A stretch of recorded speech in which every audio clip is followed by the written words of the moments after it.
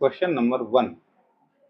एक क्रिकेट के खिलाड़ी की 24 पारियों में रनों का औसत 28 रन है।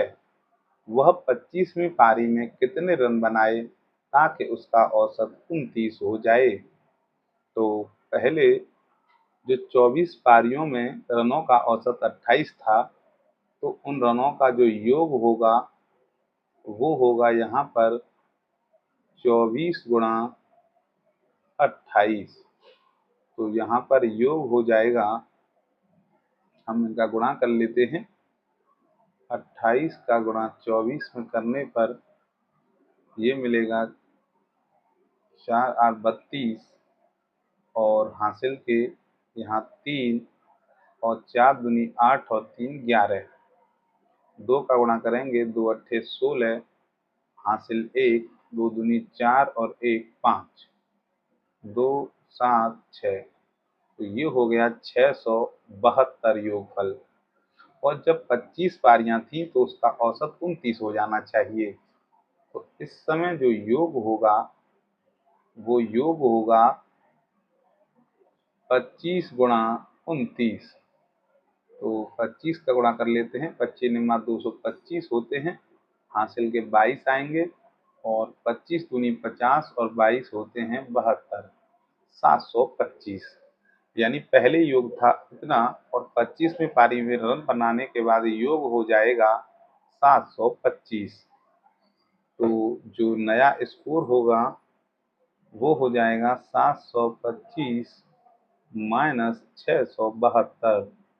यानी ये बचेगा यहाँ 5 में से 2 घटाने पर 3, और 12 में से 7 घटाने पर 5, यानी 53।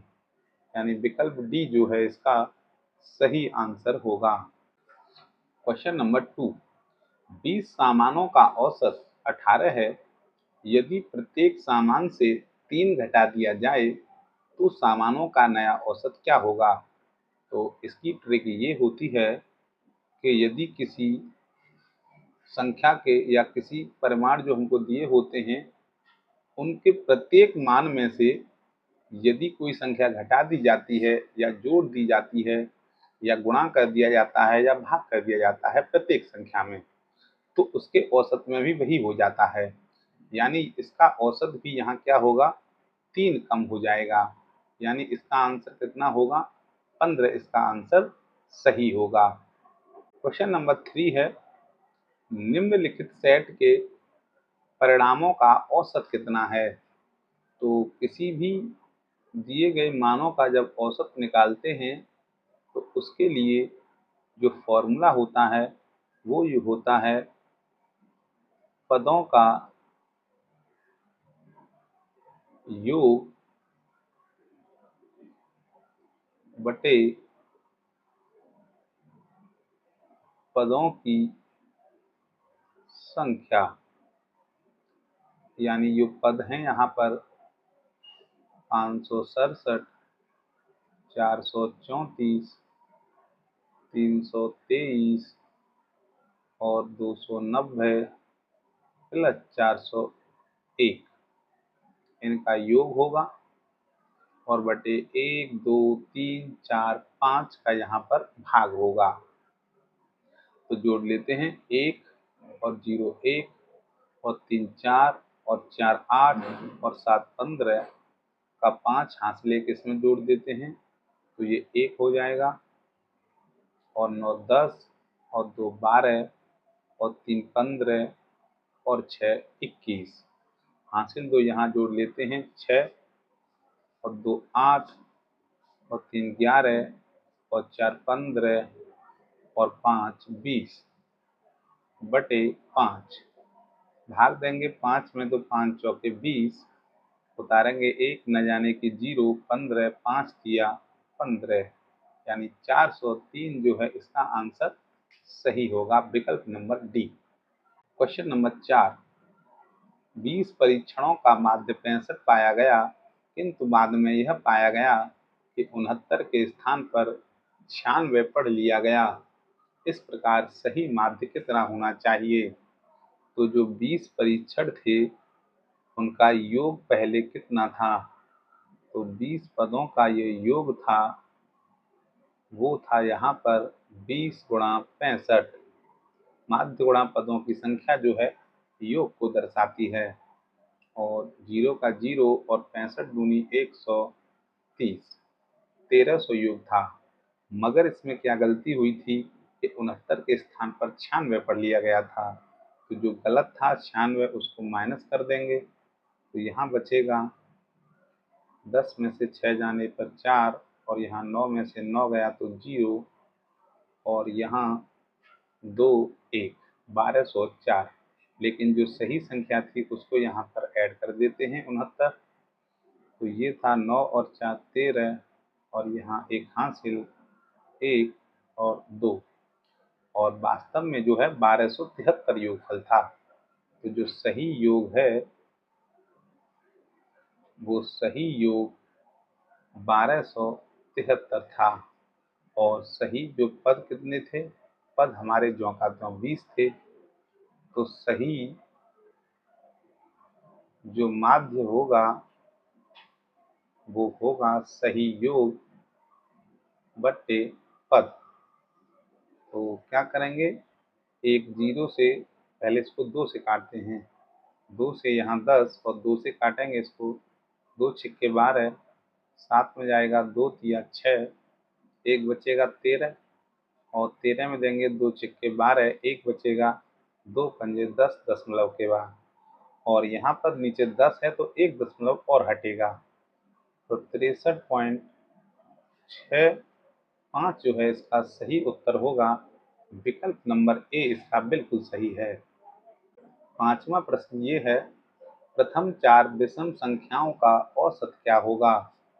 तो पहली 4 जो विषम संख्या होती हैं 1 3 5 7, इनका योग बट्टे इनकी संख्या 4 है, पदों का योग बट्टे पदों की संख्या जोड़ लीजिए, 1 और 3 4 और 5 9 और 7 16 बटे 4, 4 से कटेगा ये 4 बार।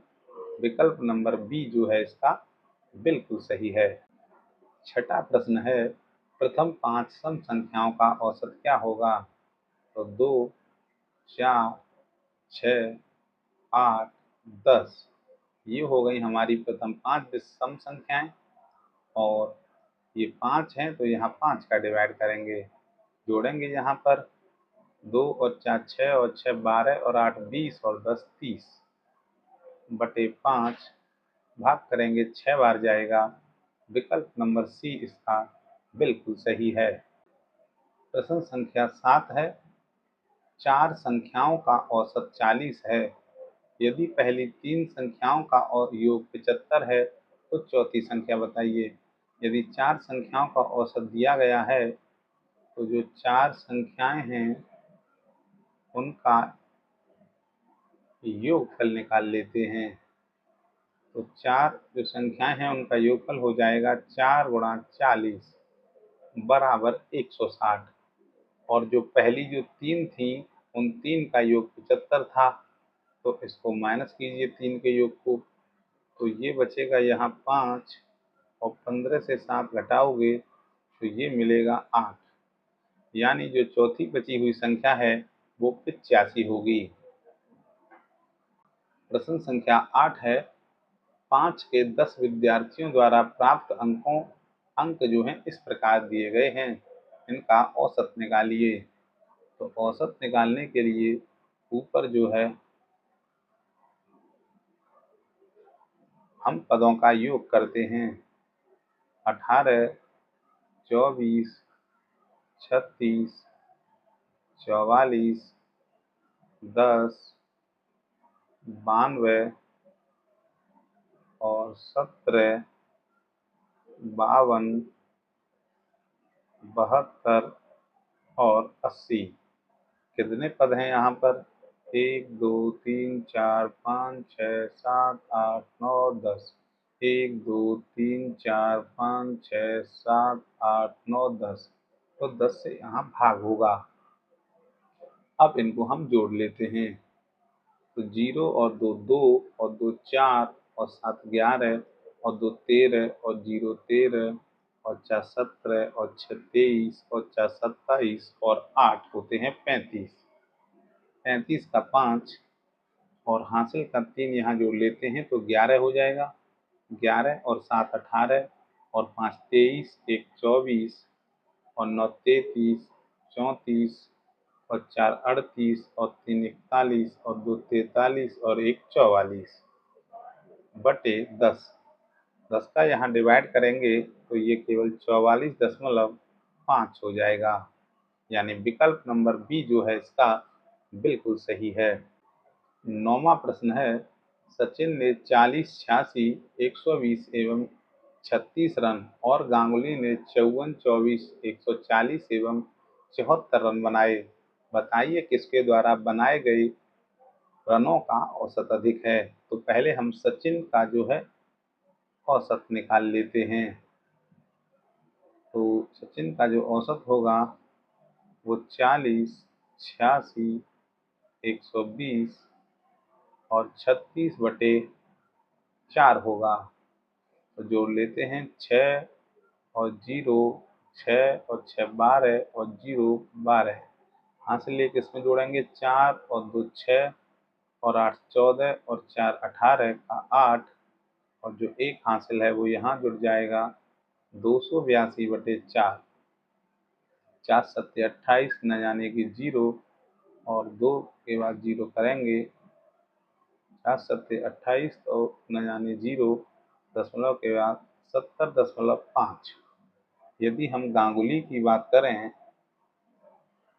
तो ये जो है इनका औसत होगा 24, एक यहाँ 54 है, 54, 140 और 74/4।